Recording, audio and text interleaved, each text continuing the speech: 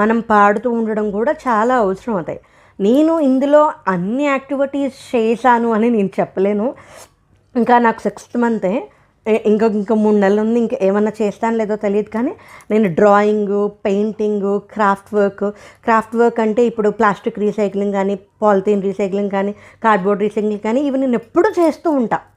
నేను ఇప్పుడు పని కట్టుకుని చేసింది ఏంటంటే డ్రాయింగ్, పెయింటింగే చేశాను. ఎందుకంటే నేను అంతగా డ్రాయింగ్, పెయింటింగ్ నేను ఎక్కువగా చేయను. బేబీ గురించి నేను డ్రాయింగు, పెయింటింగు చేశాను.